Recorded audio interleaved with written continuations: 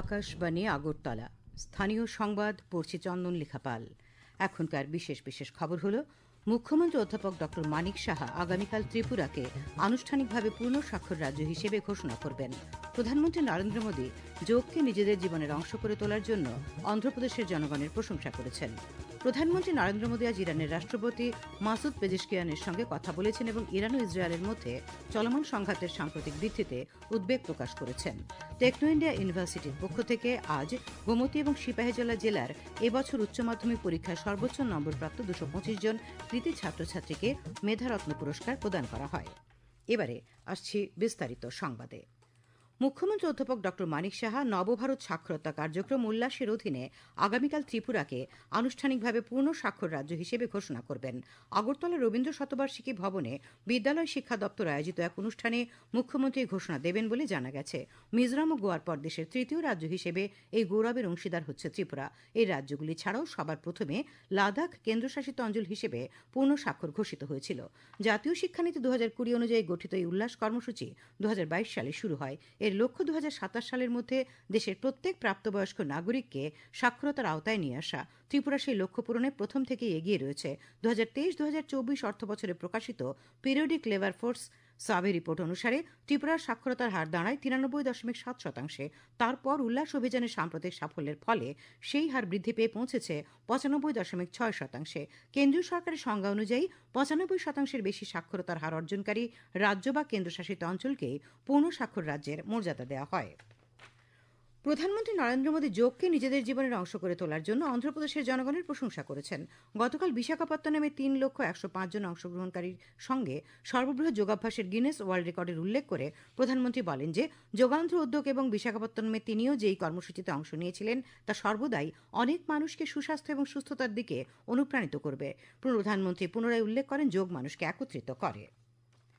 পরিবহন মন্ত্রী সুশান্ত চৌধুরী বলেছেন, রক্তদান মহোদ্যান এটি একটি বিশেষ সামাজিক দায়বদ্ধতা।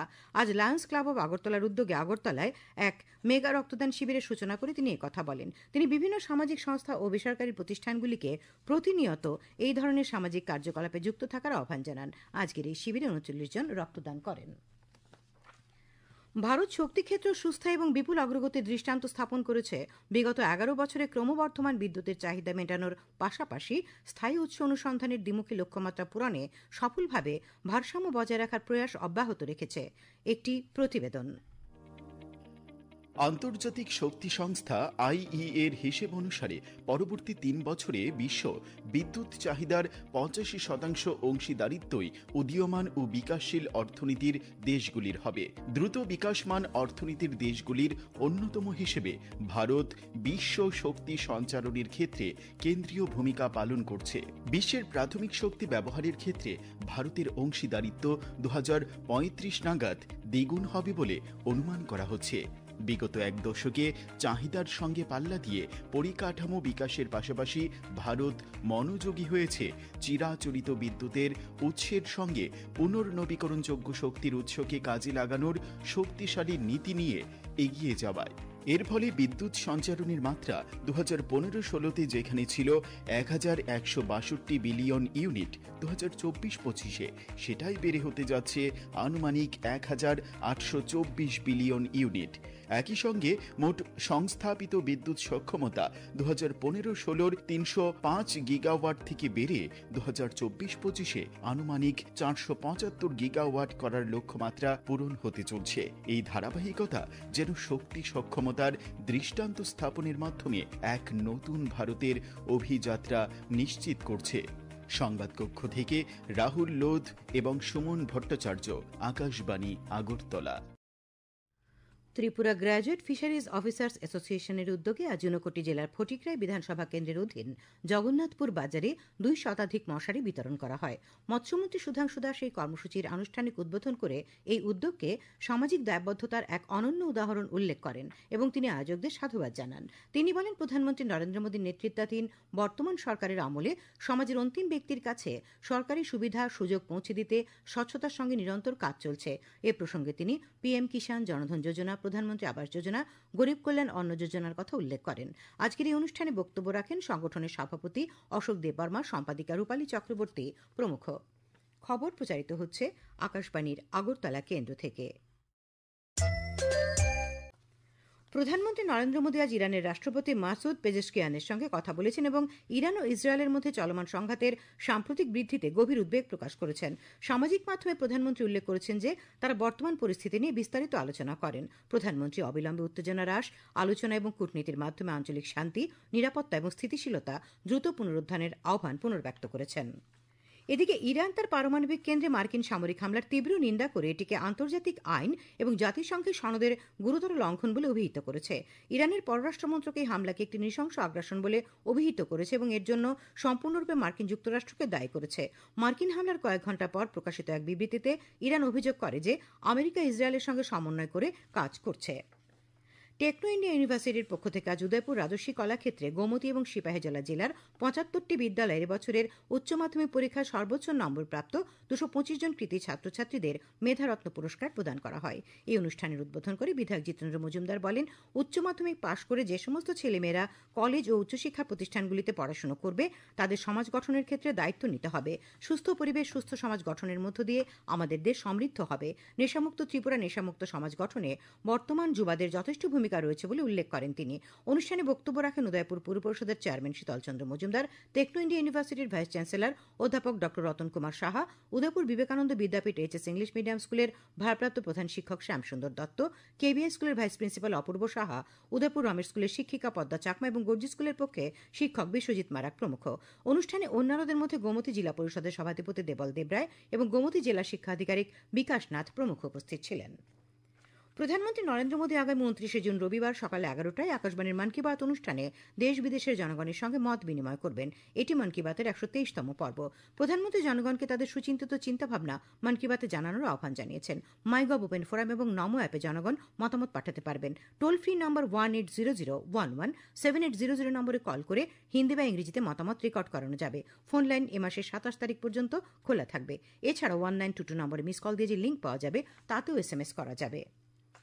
পহেলগাম সন্ত্রাসী হামলার মামলায় জাতীয় তদন্ত সংস্থা এনআইএ হামলাকারী সন্ত্রাসীদের আশ্রয় দেওয়ার অভিযোগে ২ ব্যক্তিকে গ্রেপ্তার করেছে। এনআইএ জানিয়েছে যে এই ২ ব্যক্তি জানায় হামলায় জড়িত ৩ সশস্ত্র সন্ত্রাসী নিষিদ্ধ সন্ত্রাসী সংগঠন লস্করে তৈবার সঙ্গে যুক্ত পাকিস্তানি নাগরিক। প্রদেশ বিজেপি কার্যালয়ে বিজেপি মহিলা মোর্চার উদ্যোগে আজ এক বৈঠক হয়। বৈঠকে বিগত ১১ বছরে প্রধানমন্ত্রী নরেন্দ্র মোদীর দূরদর্শী নেতৃত্বে ভারত পরিকাঠামো বিকাশে রূপান্তরের যে নতুন অধ্যায় রচনা করেছে তা সবিস্তারে তুলে ধরেন বিজেপি মহিলা মোর্চার রাজ্য সভানেত্রী মিমি মজুমদার। তিনি বলেন, প্রধানমন্ত্রী নরেন্দ্র মোদীর নেতৃত্বাধীন কেন্দ্রীয় সরকারের সময়কালে ভারতবর্ষে এক নতুন যুগের সূচনা হয়েছে। মহিলা, স্বাস্থ্য, শিক্ষা, শিল্প সহ প্রতিটি গুরুত্বপূর্ণ স্তরে দেশ বিকাশ ও অগ্রগতির মুখ দেখছে। নারীদের আর্থসামাজিক মান উন্নয়নের লক্ষ্যে বহুমুখী প্রকল্প হাতে নিয়েছেন প্রধানমন্ত্রী। আজকের এই বৈঠকে উপস্থিত ছিলেন প্রদেশ বিজেপি সভাপতি রাজীব ভট্টাচার্য, বিধায়ক ভগবান দাস প্রমুখ। আগরতলা পুর নিগমের মেয়র দীপক মজুমদার আজ কালিকাপুর ভগৎ সিং হরিজন কলোনি এলাকায় নতুন করে সাজিয়ে তোলা কামাখ্যা মায়ের মন্দিরের উদ্বোধন করেন। আগরতলা পুর নিগমের উদ্যোগে মন্দিরটি সংস্কার করা হয়। মেয়র বলেন, পুর নিগম এলাকায় অন্যান্য মন্দির বা মসজিদ যেগুলি সংস্কারের অভাবে ধুঁকছে সেগুলির সংস্কারের কাজ শীঘ্রই শুরু করা হবে। আগামী ২৫ জুন ভারতীয় জনতা যুব মোর্চার উদ্যোগে আগরতলায় সুকান্ত একাডেমিতে মক পার্লামেন্টের আয়োজন করা হবে। অনুষ্ঠানের উদ্বোধন করবেন মুখ্যমন্ত্রী অধ্যাপক ড মানিক সাহা। থাকবেন প্রদেশ বিজেপি সভাপতি রাজীব ভট্টাচার্য। আজ প্রদেশ বিজেপি কার্যালয়ে আয়োজিত এক সাংবাদিক সম্মেলনে এই বিষয়ে জানান প্রদেশ যুব মোর্চার রাজ্য সভাপতি তথা বিধায়ক সুশান্ত দেব। তিনি বলেন, রাজনীতিতে আসতে ইচ্ছুক যুবক যুবতীদের প্ল্যাটফর্ম তৈরি করে দেয়াই মক পার্লামেন্ট কর্মসূচির উদ্দেশ্য। তিনি বলেন, আগামী ২৮ জুন ধর্মনগরেও এই ধরনের মক পার্লামেন্ট হবে। সাংবাদিক সম্মেলনে প্রদেশ বিজেপি যুব মোর্চা সহ সভাপতি ভিকি প্রসাদ, অরুণাভ নন্দী প্রমুখ উপস্থিত ছিলেন। আগামীকাল অলিম্পিক দিবসকে সামনে রেখে আজ the Indian association of physiotherapist Tripura শাখার উদ্যোগে এবং ত্রিপুরা অলিম্পিক অ্যাসোসিয়েশনের সহায়তায় রক্তদান শিবিরের আয়োজন করা হয় আগরতলায়। শিবিরের উদ্বোধন করেন ক্রীড়া ও যুব কল্যাণ মন্ত্রী টিঙ্কু রায়। উপস্থিত ছিলেন আন্তর্জাতিক খ্যাতিসম্পন্ন জিমন্যাস্ট পদ্মশ্রী ড দীপা কর্মকার সহ সংগঠনের কর্মকর্তারা। ত্রিপুরা স্পোর্টস জার্নালিস্ট ক্লাবের বার্ষিক সাধারণ সভা আজ আগরতলা প্রেস ক্লাবে অনুষ্ঠিত হয়। ৩৩ বছরের পুরনো এই ক্লাবের সাধারণ সভাতে ক্রীড়া সাংবাদিকদের স্বার্থ সংশ্লিষ্ট বিষয়ে সচিবের প্রতিবেদনে গত এক বছরের বিভিন্ন কর্মকাণ্ড তুলে ধরা হয়। এর সঙ্গে পেশ করা হয় এক বছরের আয় ও ব্যয়ের হিসেব। পরে সদস্যরা প্রতিবেদন ও হিসেবের উপর আলোচনা করেন এবং সর্বসম্মতিক্রমে শেষে তা গৃহীত হয়। সভায় আগামী দিনের বেশ কিছু পরিকল্পনা গ্রহণ করা হয়। আবহাওয়া আগামীকাল আকাশ আংশিক মেঘাচ্ছন্ন থাকবে। দু এক জায়গায় বজ্রবিদ্যুৎ সহ হালকা থেকে মাঝারি পর্যায়ে বৃষ্টিপাতের সম্ভাবনা রয়েছে। আগামীকাল দিনের তাপমাত্রা সর্বোচ্চ ৩৫ ডিগ্রি সেলসিয়াস এবং সর্বনিম্ন ২৭ ডিগ্রি সেলসিয়াসের কাছাকাছি থাকতে পারে। আজ দিনের সর্বোচ্চ তাপমাত্রা ছিল 35.2 ডিগ্রি সেলসিয়াস এবং সর্বনিম্ন 26.8 ডিগ্রি সেলসিয়াস। উত্তর জেলায় বিক্ষিপ্তভাবে ভারী বৃষ্টিপাতের সতর্কবার্তা জারি করেছে আবহাওয়া দপ্তর। তাছাড়া রাজ্যের সব জেলায় বিক্ষিপ্তভাবে বজ্রবিদ্যুৎ সহ বৃষ্টিপাতের সতর্কবার্তা রয়েছে। শেষ করার আগে খবরের বিশেষ বিশেষ অংশগুলি আর একবার। মুখ্যমন্ত্রী অধ্যাপক ডক্টর মানিক সাহা আগামীকাল ত্রিপুরাকে আনুষ্ঠানিকভাবে পূর্ণ স্বাক্ষর রাজ্য হিসেবে ঘোষণা করবেন। প্রধানমন্ত্রী নরেন্দ্র মোদী যোগকে নিজেদের জীবনের অংশ করে তোলার জন্য অন্ধ্রপ্রদেশের জনগণের প্রশংসা করেছেন। প্রধানমন্ত্রী আজ ইরানের রাষ্ট্রপতি মাসুদ পেজেশকিয়ানের সঙ্গে কথা বলেছেন এবং ইরান ও ইসরায়েলের মধ্যে চলমান সংঘাতের সাম্প্রতিক বৃদ্ধিতে গভীর উদ্বেগ প্রকাশ করেছেন। টেকনো ইন্ডিয়া ইউনিভার্সিটির পক্ষ থেকে আজ গোমতী এবং সিপাহীজলা জেলায় এবছর উচ্চ মাধ্যমিক পরীক্ষার সর্বোচ্চ নম্বরপ্রাপ্ত 225 জন কৃতী ছাত্রছাত্রীদের মেধারত্ন পুরস্কার প্রদান করা হয়। স্থানীয় সংবাদ আজকের মতো এখানে শেষ হলো। পরবর্তী বাংলা স্থানীয় সংবাদ শোনা যাবে আগামীকাল সকাল 7:35 মিনিট।